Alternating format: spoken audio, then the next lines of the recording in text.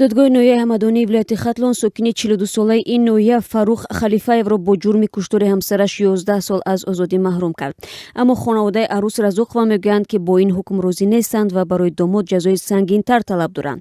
ҳодисаи куштори Арӯс Раззоқоваи 32 сола ва модари 4 фарзанд 8 июни имсол рух дод.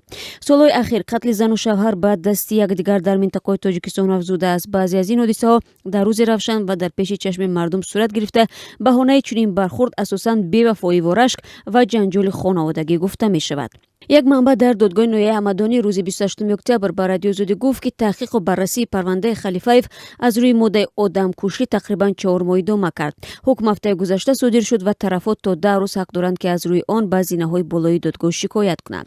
Дар аввал гуфта мешуд, ки қатли Арӯс Раззоқова дар пайи овозаи хиёнат ва рашки шавҳар сурат гирифтааст, аммо манбаи радиои Озодӣ дар Додгоҳи ноҳияи Ҳамадонӣ гуфт, Фаррух Халифаев дар мурофиа иқрор кард, ки баъди радди ҳамхобагӣ ҳамсарашро зада баъдан бо кард куштааст.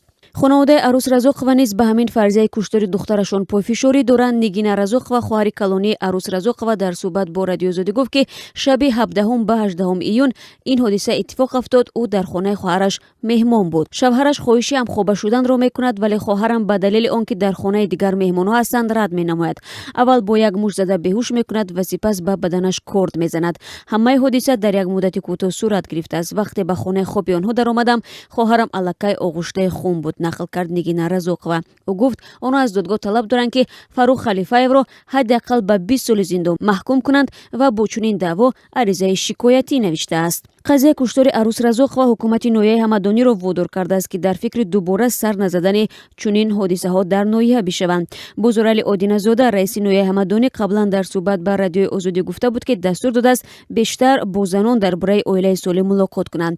Бар асоси иттилои Вазорати корҳои дохилии Тоҷикистон, аз аввали имсол беш аз 10 ҳолати куштори ҳамсарон бо дасти шавҳарон сабт шудааст. Куштор дар Тоҷикистон бар асоси моддаи 104 кодекси ҷиноӣ баррасӣ мешавад ва ин модда аз 8 то 25 соли зиндонро пешбинӣ мекунад.